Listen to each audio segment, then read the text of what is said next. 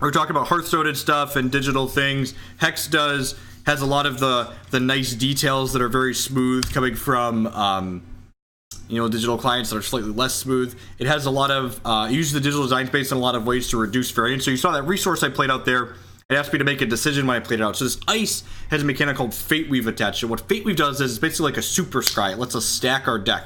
So when I play this ice, it asks me to choose, do I want to draw a resource next turn or do I want to draw a non-resource? And so I'm guaranteed to draw a non-resource here because I Fate Wove a non-resource to the top of my deck.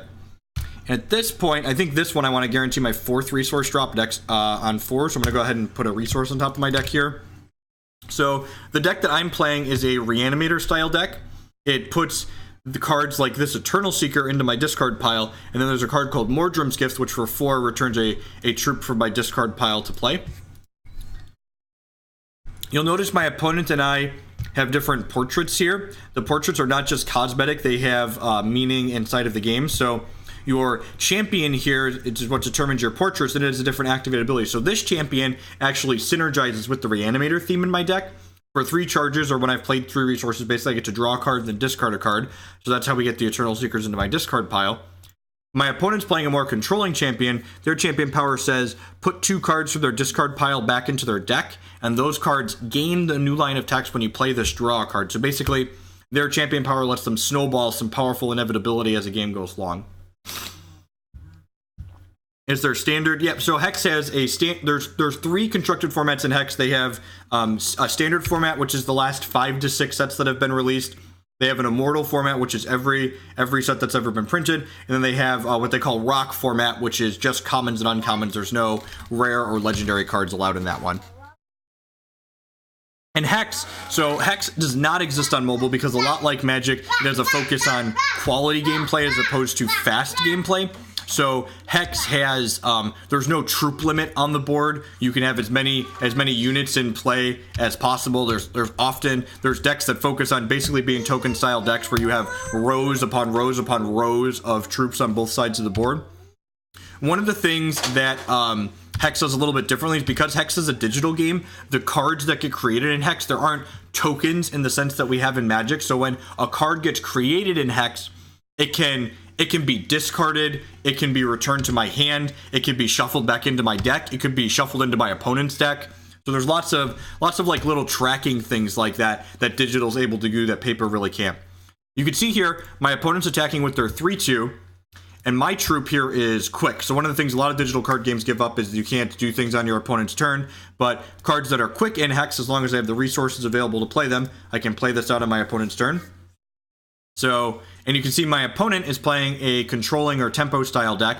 They've responded to my troop here on the chain with a dingle. So what this does is it turns it into a dingler.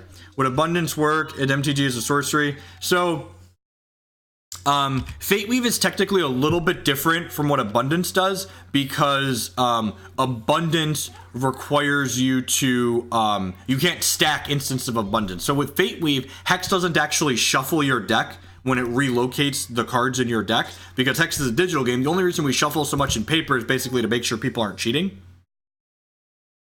All right, there's Chronodaemon. That's another one of our things. So there's 2 fatties that we reanimate in this deck. One is the Eternal Seeker that we saw earlier, 5/5 flight, and when it comes into play, it voids all cards of the chosen number. And Chronodaemon is a 6/6 flyer that says you void all other non-avatar cards when it comes into play. In addition to being slightly more expensive in terms of resources than this Eternal Seeker, the Chronodaemon requires we have diamond thresholds to play it, so we can't actually hard cast a Chronodaemon. The only way we can get Chronodaemon out is by cheating it into play. I'm going to go ahead and activate my champion power to draw a card and discard this Chronodaemon. I do have Aegilus in the reserves, yep. We have Chronodaemon in the main deck, and we have Aegilus in the reserves. Oh, the choices. So we'll draw another resource here, I guess.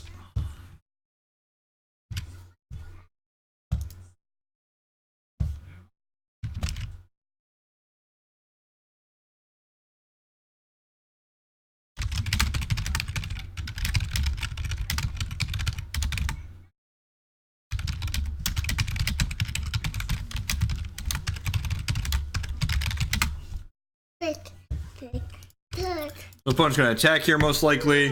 When my opponent attacks here,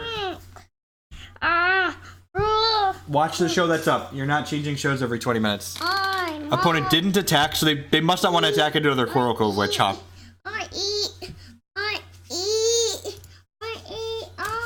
Do you want some more Cliff Bar? No, Mom is working upstairs, buddy. You can't go up there. We need a guidance greater than... We could Runebind my Dingler. I think that's a little aggressive. Yeah, Windsinger on 6 would be really good for us.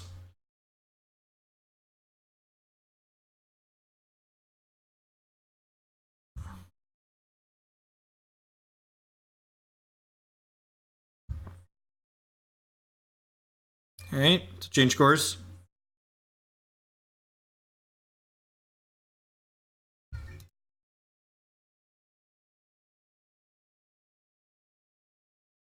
Just playing the waiting game. So Runebind's a really powerful and flexible card. It allows me to interact with my opponent on the chain.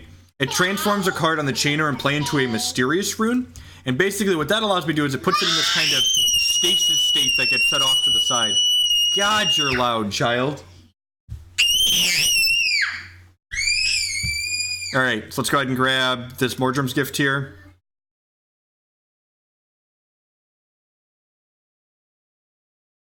This Mordrom's gift this Chronodaemon back into play here. This is our Reanimate card. Puts a troop from my crypt into play.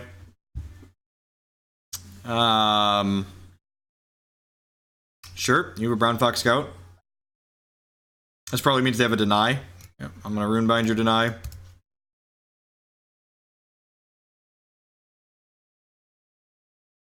Another deny. I have another Runebind. Welcome to the chain, baby. Welcome to the chain. This turn was off the chain, you could say. Mommy. For Shizzle, Ikazizzle. Chronodaemon comes into play. Get rid of everything that's not an avatar, which is conveniently everything on board. This is my 6/6. There are many like it, but this one is mine.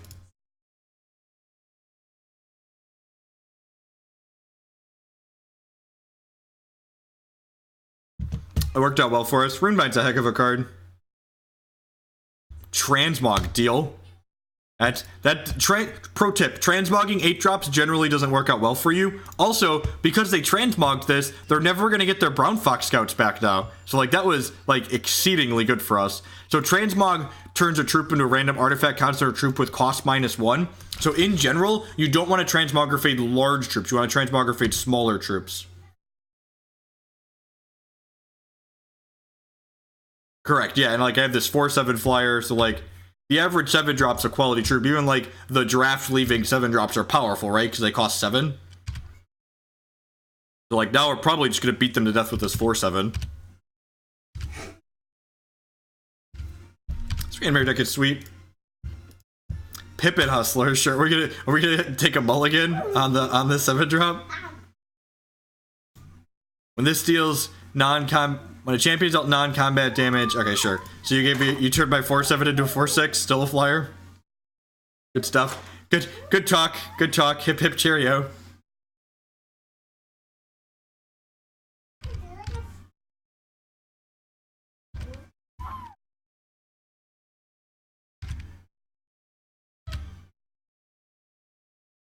If we draw a non-slow shard, I'll probably Seeker this turn. It's a slow shard, that's fine. I'm gonna put a non-resource on top of my deck. I'm gonna hold this back for a turn. I think preserving my life total is fine. They have all these speed troops.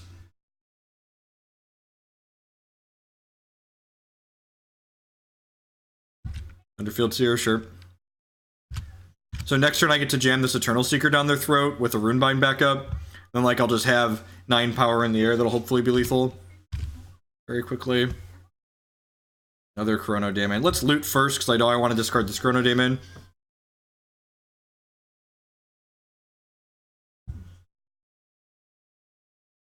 So if they have an interrupt, I have a Runebind again.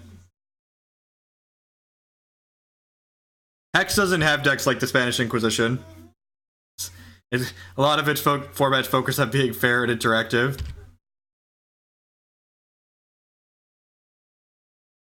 I choose 4, which gets rid of their Pippin Hustler. Crack you with this. It only triggers on non-combat damage. Yep. I read my draft leavings. Thank you very much.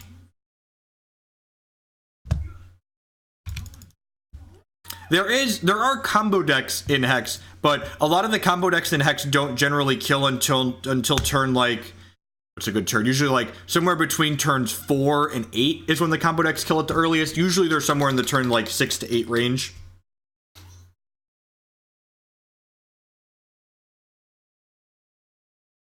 That was clever. So opponent changed course in response to my card here, so that way they could unrunebind their weave into nothing and actually get a counter out of it. Pipit Hustler. We're gonna Pipit Hustler a 7 or an 8 drop again. This has been working well for you, opponent. Please continue. Yep, take a 6/6, sure.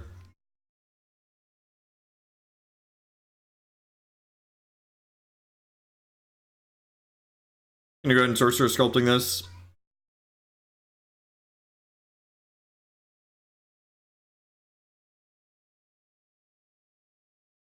Different. Man, they finally hit a bad 7 drop. That's a tilt. Oh, I guess I could have Transmogrifaded my thing again in response, huh? Yes, I guess if you transmog the 7 drops enough, you'll eventually hit a bad one, right? That's not how that works. How many times did you... I actually hit a Blood's Favor here, which is like a playable action too.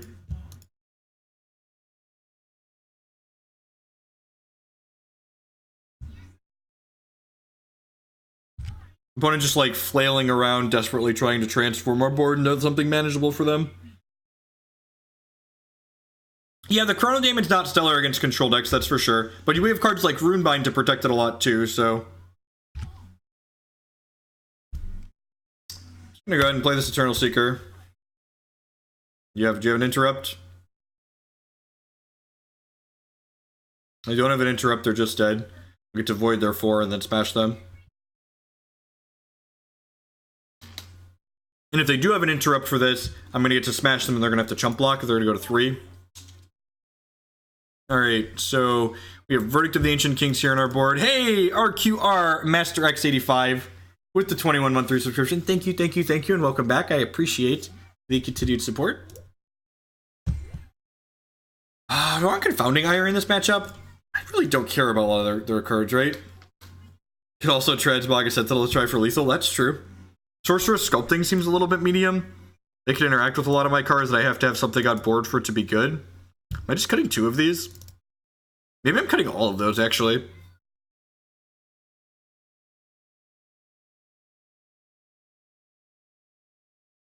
So this card is customizable. Burgle, are you there? Do you like putting speed in this post-board in this matchup, or should I just keep the -1 cost in it? So this card normally costs 5, but I've got a customization in it to start that makes it cost 1 less. You would cut Witch over Sculpting? Maybe.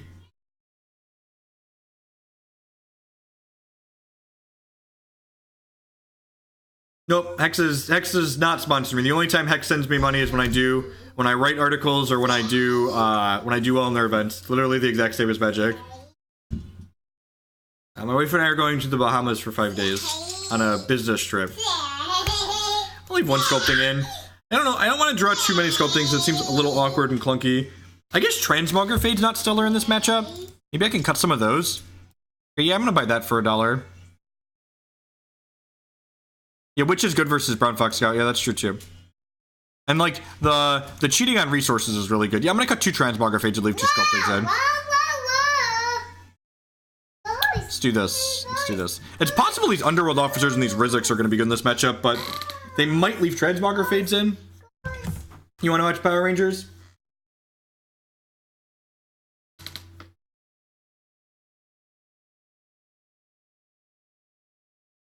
Okay, have some Power Rangers. Yeah, that seems fine. Bonus deck isn't particularly fast, so...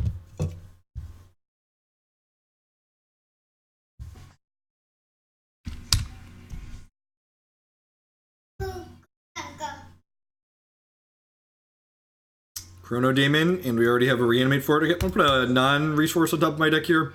Looking for, like, Runebinds and Verdicts so we can, like, flip this Daemon out with protection. Maybe a Witch would be good, too. Make this cheaper.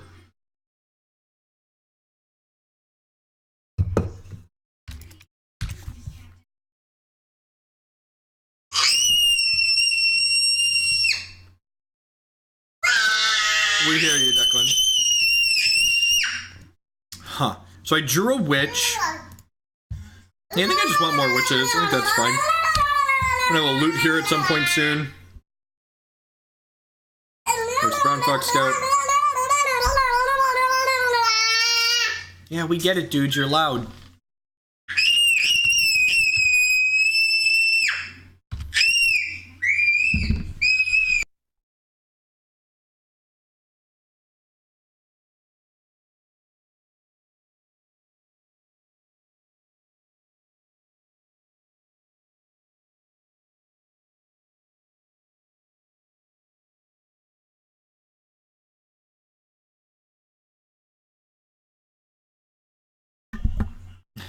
Someone watched Declan for a couple hours the other night, and when I picked him up, she was just like, how do you make him stop screeching?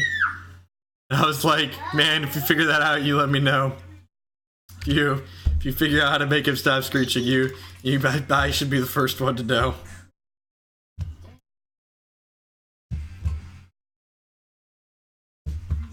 They have Holtz in their deck. That's good to know about. I'm gonna take another hit from this. Ooh, are they making Mr. Shard drop? That'd be good for us.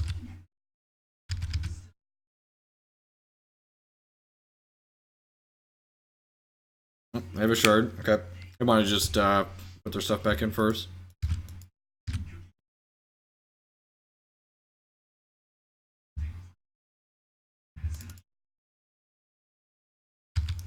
Coralcove costs 4.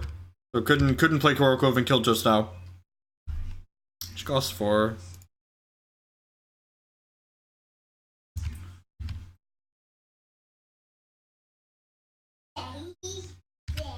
I'm just gonna go ahead and play this out. They didn't do anything here, so this is gonna go ahead and just like make one of my cards cheaper. Or like give me a turn where I could fight over this better. Like if you're gonna interrupt this, why didn't you attack with the Brown Fox Scout? It's like what the question comes down to. If you're willing to weave this into nothing, why wouldn't you just like attack with the Brown Fox Scout and then like weave when I go to block? Like opponent just missed 3 points of damage here.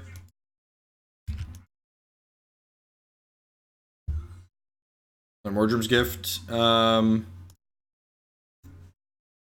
drew another one. I'm just gonna try and flip this demon into play here. They have a verdict. They have a verdict.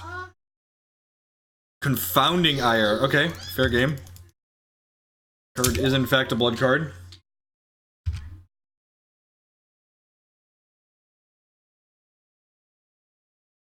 I think it's worthwhile to just go for and jam it there because like my opponent needs something like Confounding Ire or Verdict in order to interrupt us. Like a lot of their interrupts cost 3, so I think jamming when they don't have a 3-cost interrupt up is meaningful. Like we're under a little bit of pressure here, but like 12 versus 9 is a big deal, so the points of damage that my opponent missed are kind of gonna add up. I found a Runebind here, huh? I'm just gonna pass the turn here. My opponent could potentially have a. They're probably gonna want to fight over this witch, which means I'm gonna get to fight over it on the chain. And then I'm gonna get to untap and Mordrom's Gift something, most likely.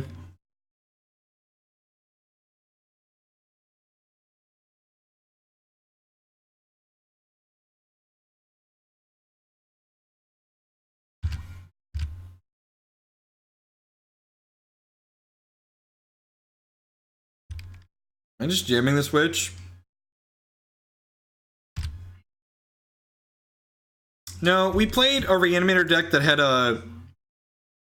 a splash in it at the start of the season, and it wasn't worth the inconsistency. I think having access to Coralcove Witch to play Seeker faster is better than like trying to splash some Rotten Rancors to play Seeker faster. If you look back at videos from when like the season first started, we had a deck that was doing exactly that. Yeah, let's just jam this.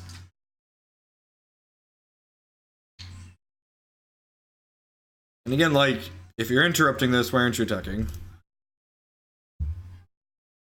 Make this Eternal Seeker cheaper.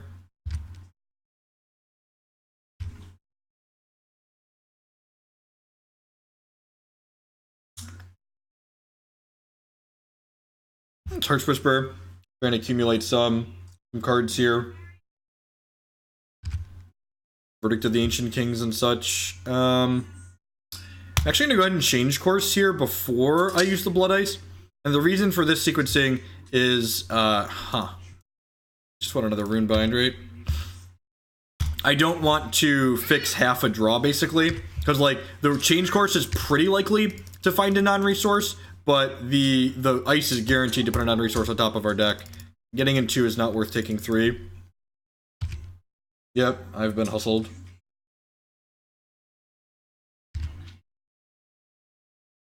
Sweet, still something that trades with Brown Fox Scout. If they have Windsinger plus some things to fight over it, we might care a little bit. It's like snapping off this block here.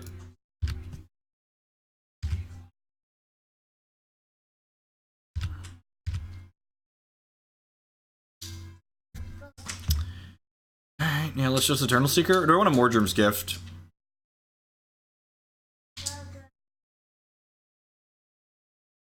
Yeah, let's Seeker. We got double Runebind here.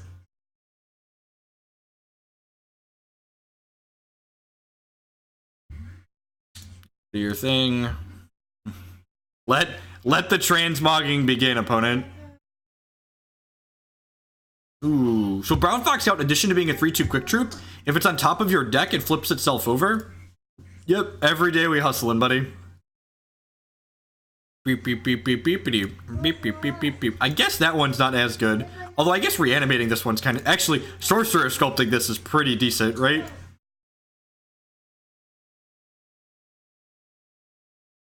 Actually, Chronodaemoning this away and then getting it back with Vampire Children is like just like the most superb. I think we're actually just gonna take a hit for 6 here. And then like attack them for 3 to gain 3 back and then Chronodaemon next turn. Again, transmogging 7 and 8 drops. Not a life you want to be living. Not a life you want to be living.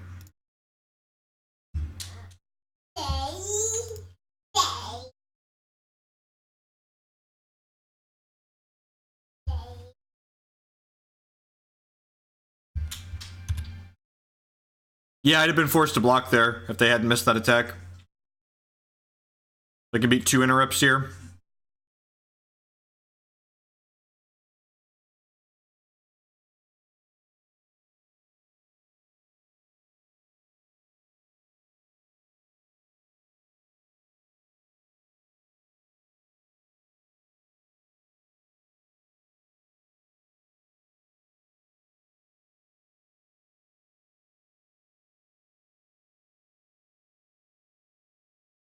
Picking your spots to fight. It's important. Yep.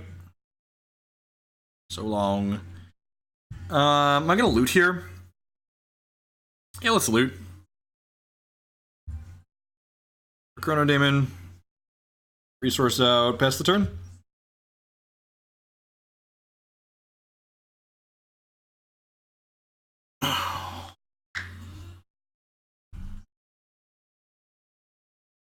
Chronodaemon, 6 points of attack. Opponent conveniently at 18 points of health.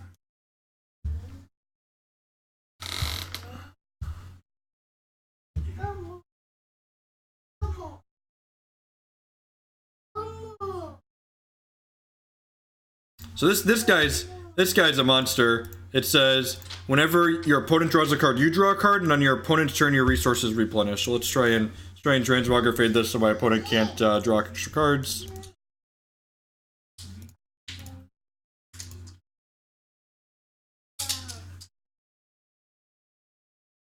I don't know. The whole format's gonna change, right? Attack for 6 here. See if they block.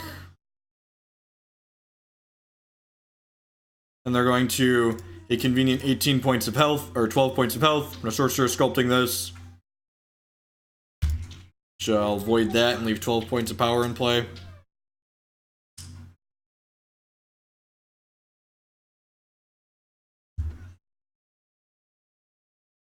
Pass the turn here, and they gotta beat this Runebind.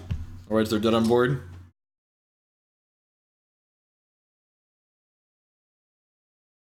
Dead. Sweet. Queue up another match here. I need to check a diaper really quick. Hey, look at that. Hit plat 1 on the ladder. Got 3 booster packs. Almost a cosmic. BRB. Did you poop?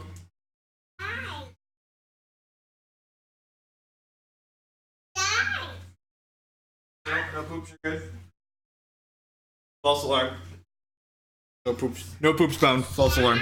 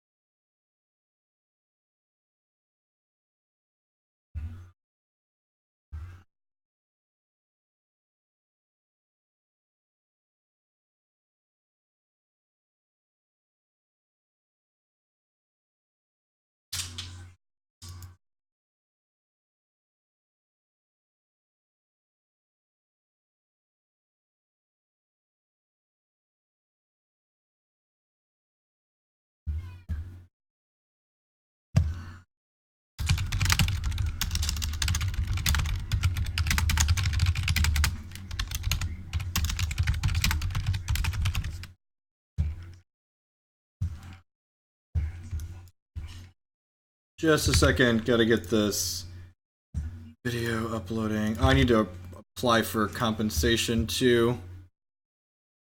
Match that flubbed. Sorry, multitasking is a little medium minus right now.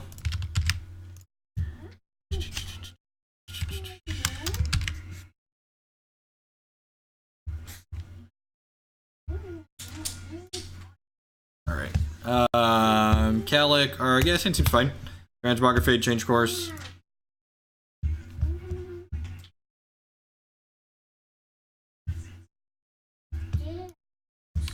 So opponent champion here starts with 25 health for 4 charges. It lets them Fate Weave once, so probably a Fate Weave aggressive deck.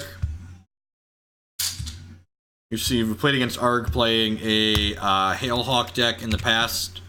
Eternal Seeker probably going to be really good here.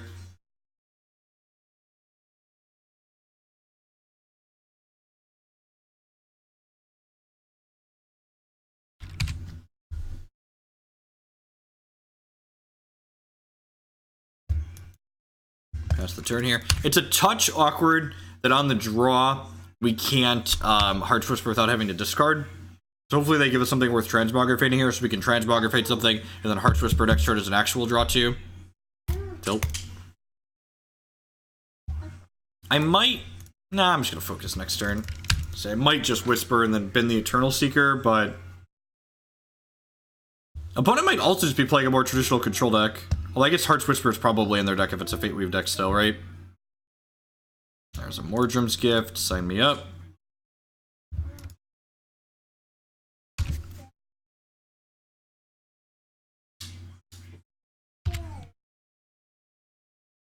Seeker is very good. I agree.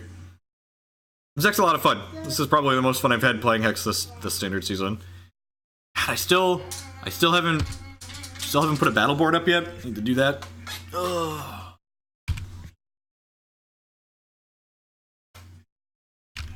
Yeah, I just feel like this game's gonna be about getting some value.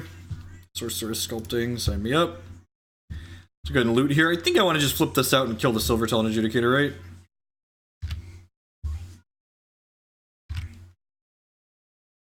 Kill him.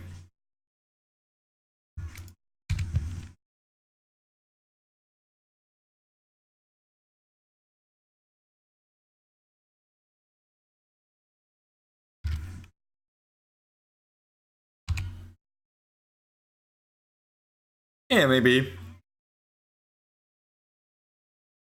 Putting Seeker under Decree of Banishing is a super risky play against this deck. Because we have more Seekers than Chronodaemons. Yeah, Burgle, I don't like waiting a turn if I don't already have something to protect it with. So like, if I was in a position where like I had a Runebind in my hand, I like waiting a turn, but because I didn't already have a Runebind in my hand, waiting a turn seems silly.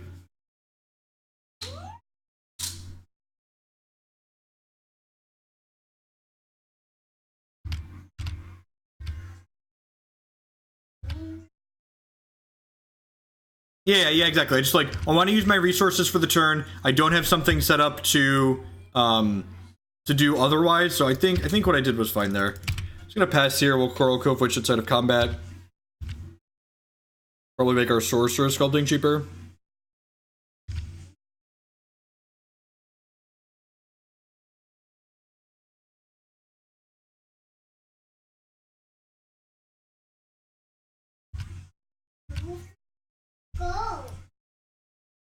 This is my thing. There are many like it, but this one is mine. Weave into nothing, sure.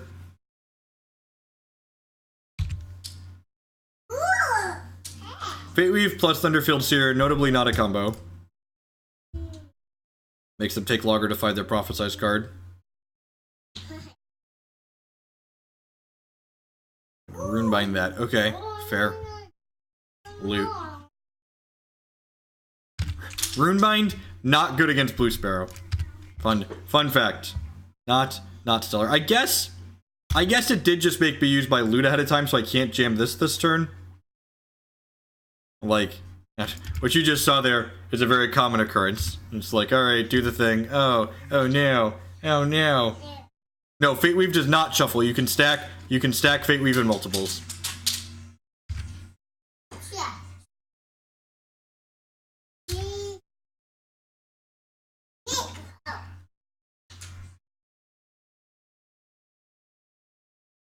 Alright, if they don't have an interrupt for this Eternal Seeker, their game is going to end.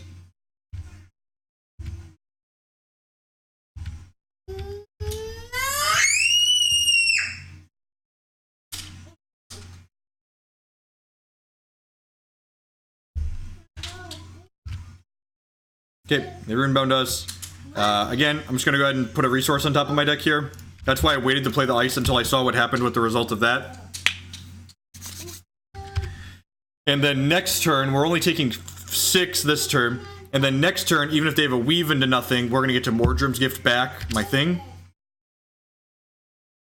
Speed! With the 16-month resubscription. Thank you, and welcome back. I appreciate the continued support. So, draw a resource, trigger this. Choose 2, which gets rid of the Decree of Banishing, which brings my other Seeker back, and then this Seeker chooses 3 to get rid of their Hawks and their thing. How about if I Sorcerous Sculpting this one? Transmog, sure. Grim Assimilation. Deal.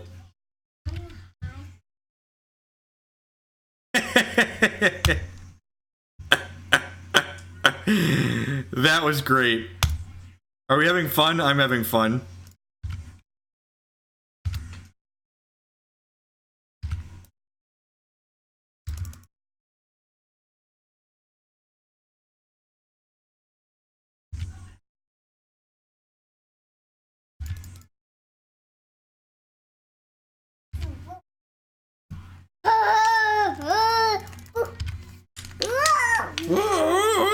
Okay, so we're looking for a Chronodaemon or another Eternal Seeker at this point.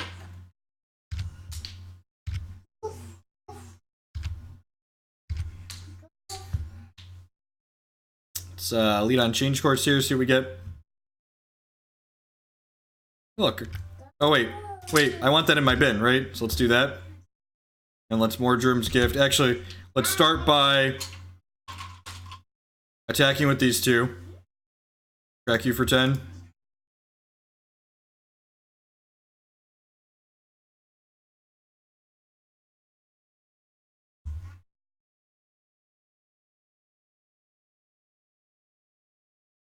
Mordrom's Gift this guy. Yes. Yeah.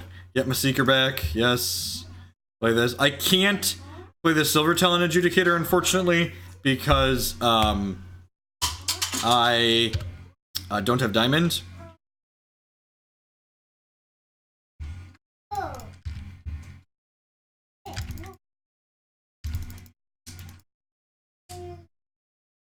Oh yeah, that's fair. You get more expensive actions. That's fair. Fair assessment.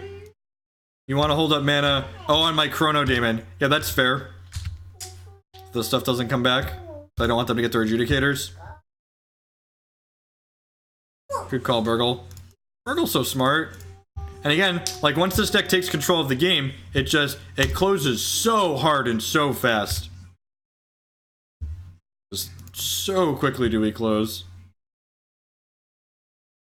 So this game should pretty much be over at this point. And remember, Coralcove Witch, once you're in a board state like this, Coralcove Witch can give one of our troops Spell Shield too. So like they are not going to beat through what we have.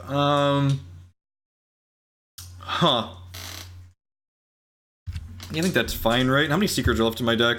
A bunch. There's 3 Seekers left in. Oh wait, one of these was a Seeker, right? Both of these were Seekers?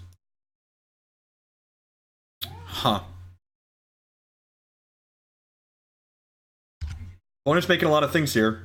And I'm putting my money in the Let's Draw a Seeker basket. So let's do, oh wait, I don't even have to do that, right? I just get to Runebind this Seeker.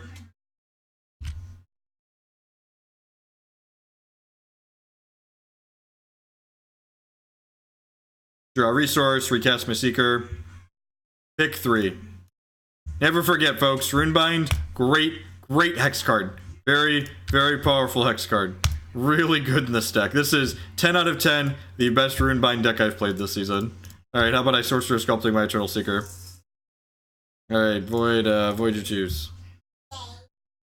Thank you for 6. This deck is gas. Just like the purest gasoline.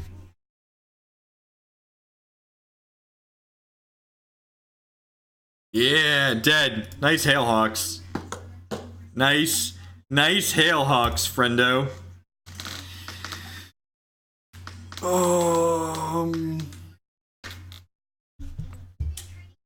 Transmog doesn't really do a whole lot, right? Bring in these verdicts.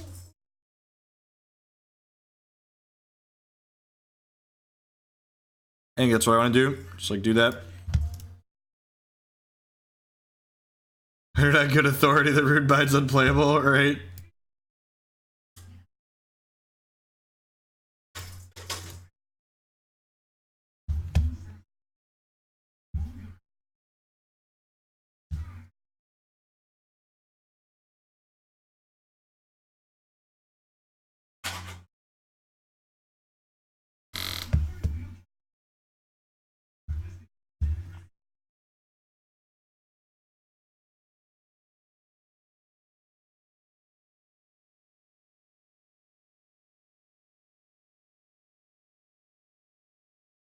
This hand could be a trap, but I'm going to keep it on the draw. I think I'd throw this back on the play, but like, it threatens a turn 4 Seeker if we run off a couple resources here. And like, we have a lot of resources and a lot of cantrips we could draw that make this hand fine.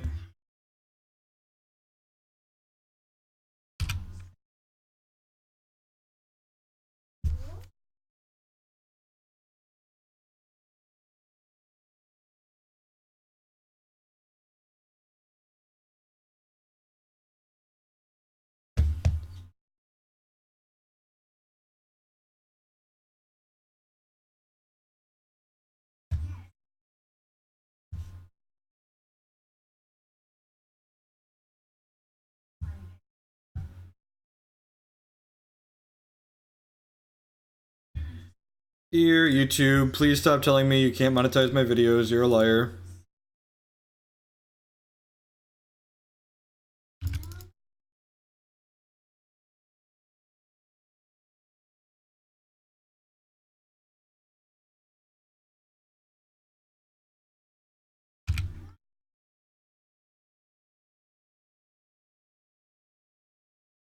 Alright, that's step 2 towards building our house of bricks. Hopefully they play a thing that we can verdict next turn. Like, this hand might have been a little bit suspect, but like, there's 20 or 22 resource in this deck. 13, 17, yeah, there's 22 plus 8 cantrips, so like, I think this is a fine hand to keep.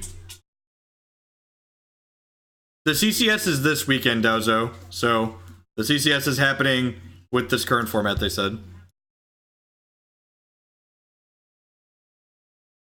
Please, please. Ding. Fraser done.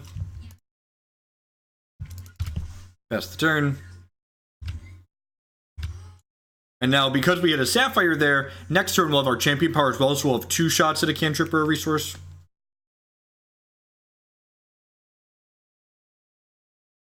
Light Devotives.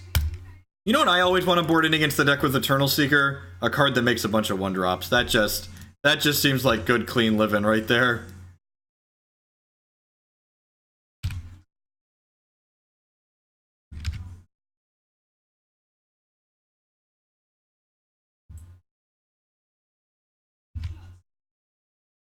And again, you want to focus before you ice, because... Huh. I want this non-slow shard? Yeah, I do. I'm going to take the non-slow shard, and then I'm going to go ahead and Fate Weave a non-resource to the top of my deck. It's fine. And then next turn we can guaranteed gift with Runebind up.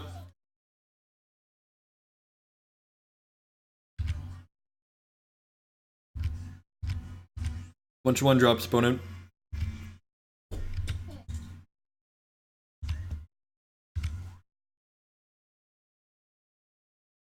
Huh. Yeah, I'm just gonna pass here. I'm gonna flash the Witch inside of combat to ambush one of these candles.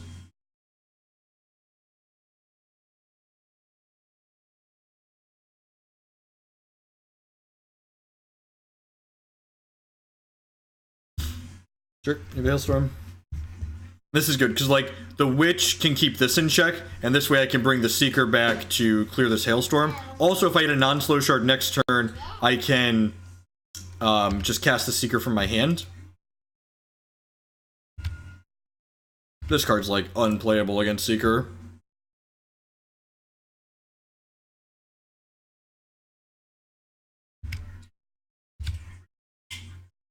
Hopefully, we hit a non-slow shard so I can play the Seeker from my hand.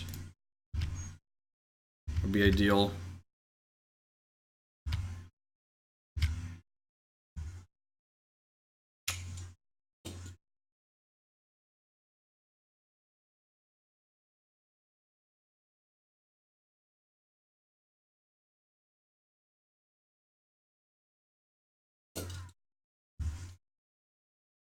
Right. I'm going to put a non-resource on top of my deck here at this point, I think. Pass the turn. Go ahead and pass.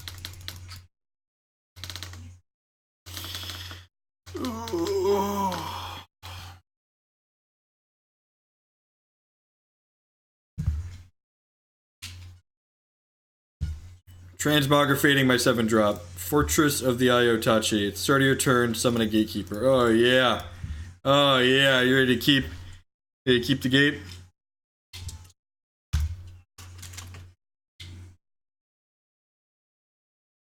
This is my 2-1 crush.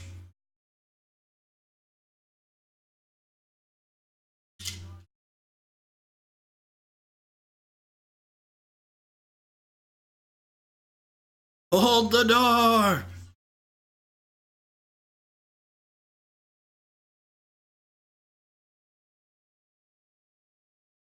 I'm gonna play this Coralcove Witch and make the Seeker in my hand cheaper, and then I'm gonna Transmogrifade a Candlekin. And the reason why I'm doing this is it puts us to the same number of cards in hand as my opponent, which means the Silver Talon Adjudicator won't do anything. It should be a 3/2 flyer.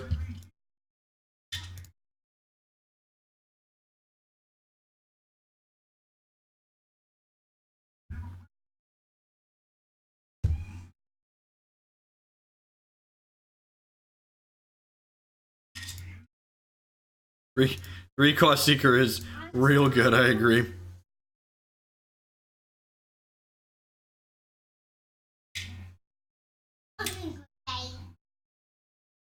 Alright, Witch is dead.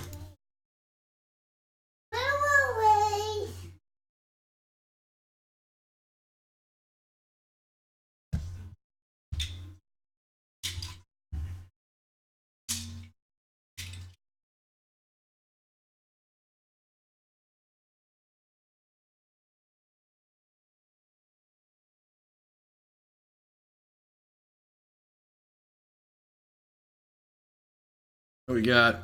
I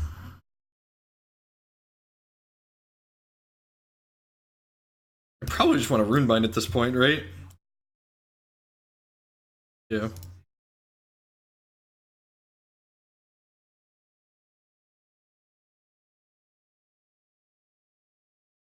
Man, can we lose this game? And leave this Witch back on defense and just, like, beat them down with our Gatekeepers?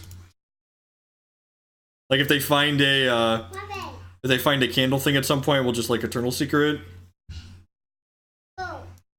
Hold the door! Hold the door! I mean, opponent deserves this, right? Like, don't transmog 6, 7, and 8 drops. If it costs more than 4, don't transmog it. Heck, if it costs more than 3, you probably shouldn't transmog it.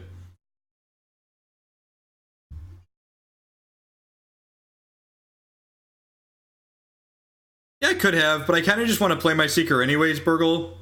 So, like, I can verdict the next one.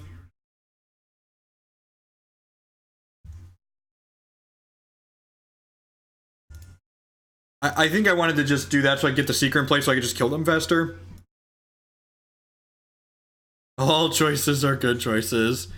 All roads lead to Rome. Oh, look. So this costs 3 here right now, but important note on this. This reverts and then transforms it. So this is going to turn it into a 7-drop and then into a random 6. Like, how many times do you have to transmog my 7 drops and have it be bad for you before you stop transmogging 7 drops? Today's stream is dedicated to everyone that's ever transmogged a 7-drop in their life.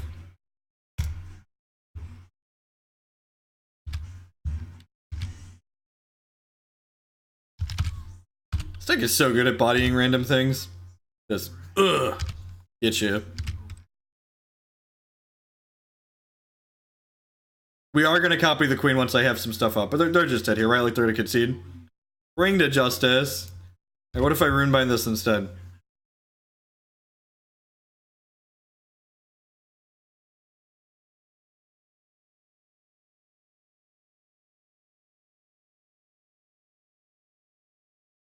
Stop it.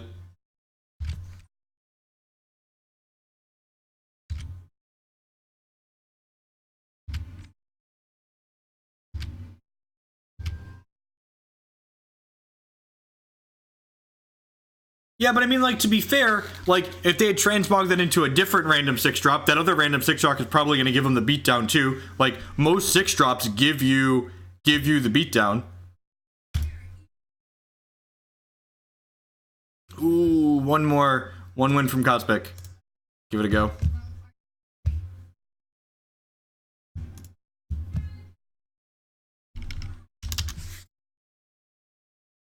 This is going to be my last match of the morning, win or lose. Hopefully it's a win. Ooh, Mono Ruby. That's scary.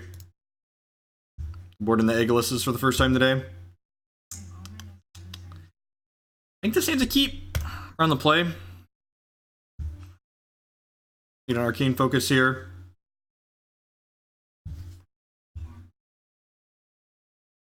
Second Sapphire here. Double Chronodaemon's a little awk. We have Transmog to slow our opponent down, though. Oh no, the goat. Card hits for a lot of damage very quickly. Hey, look, I'm a professional. In case anyone was wondering why I play children's card games for a living, that's why. That's why right there. Just get in there.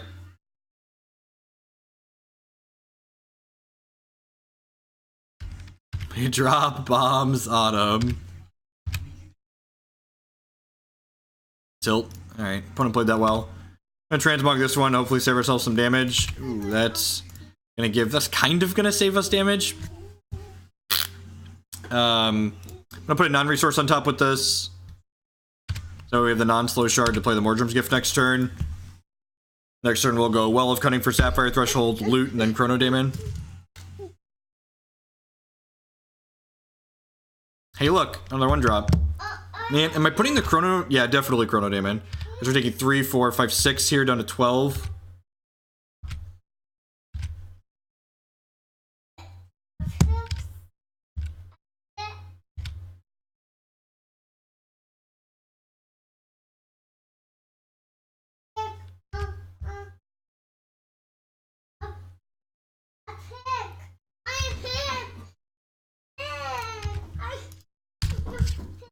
Which one you want? You want Tom the Cat?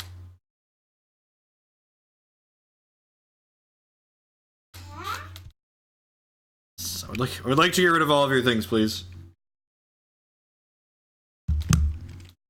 If they have Shard, Mama Yeti, we could be in a little bit of trouble here. Holy Phoenix, sure.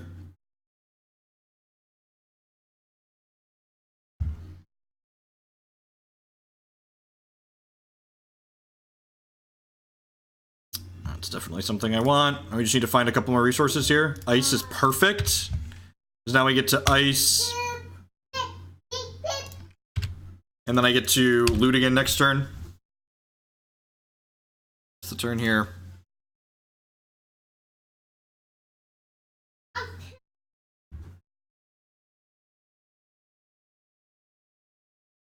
I should let their thing resolve first and then transmog.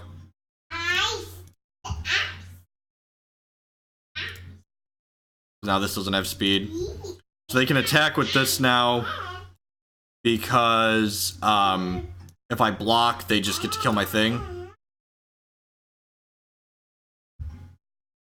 Alright, and this is going to put another resource on top of my deck here. Because then I can hardcast the Seeker next turn. So let's loot.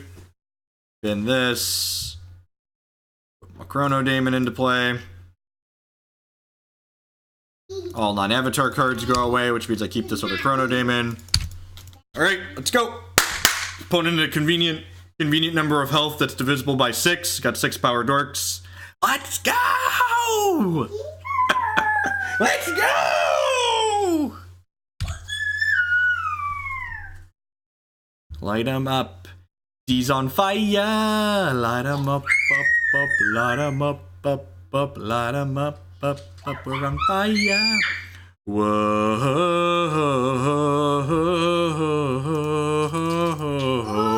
In the dark. Alright. So, Heart's Whisper out. Chronodaemon out. Submit. I think that's the plan. It feels like the plan.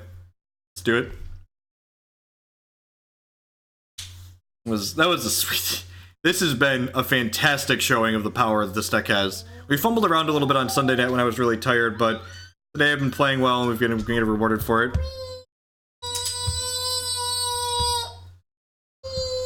Is this hand good enough? We get it, Declan, you're loud. I think this hand's fine because of the transmog. Oh, it's close to put it mulligan too, so. No, 1-drop is a maze for us. Yeah, I'm just gonna lead on this actually, and transmog a speed drop on 2. What's for where I enter Cosmic? No idea. I didn't actually look how many people are Cosmic already. Just gonna preserve my life total here. I think that's what I want to do in this type of matchup. To keep my health total high. Another Transmogrifade. Alright, well, with that, I'm just gonna go ahead and grab a non-resource on top of my deck here and pass the turn again.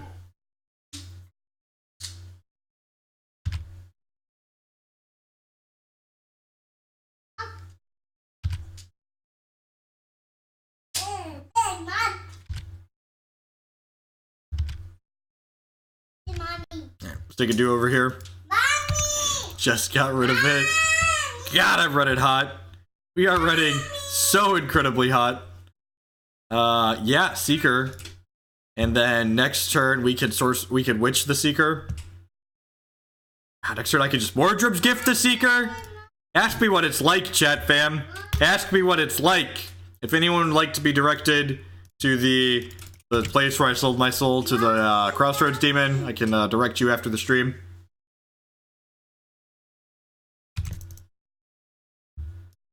What a luck sack. Professional is the word we prefer to use here, Immortal. I'm a professional. Look, if they kill the Seeker, the cat will come back. Loot.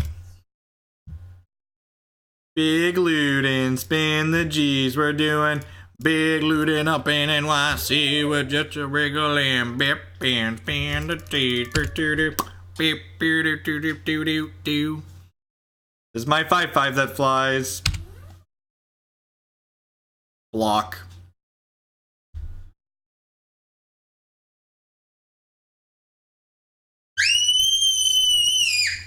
Dude, you are so loud.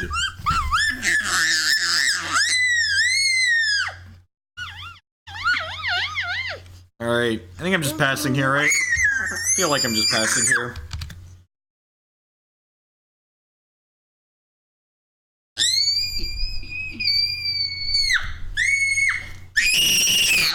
Dude, you are such a little turd. You are such a little turd.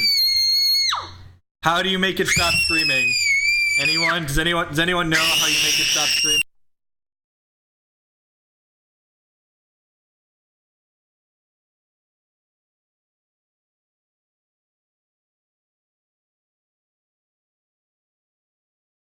Oh, opponent. Oh, my sweet summer child. You thought you could... Oh, yeah! Concession to the Coralcove Witch. Concession to the Coralcove Witch. We're cosmic. We're cosmic. We're cosmic. Hurry! We're cosmic.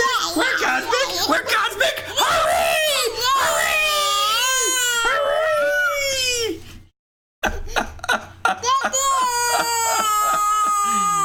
Yeah! Cosmic 34. Have you considered a dog shock color, right? Look at that. Get our animated Verdict sleeves, Season 6, 2017. Alright, I'm gonna call it a day there, folks. We'll end on a high note. We got into Cosmic. We had some really sweet games with the Reanimator deck today. Thank you, everyone, for watching. Remember, my stream schedule is listed below. I'm going to be offline for the next week. I'll be back next Tuesday. So thank you, everyone, for the support. I do appreciate it. And then I promise we'll be back to my normal full stream schedule next week. Thanks, everyone, for watching. And good luck to everyone that's playing the CCS this weekend. Unless you're playing me, then feel free to mulligan a lot. So, you know, I'm not above mulligans before and winning. So, lucky. Everyone, have a good week, and I'll catch you next week.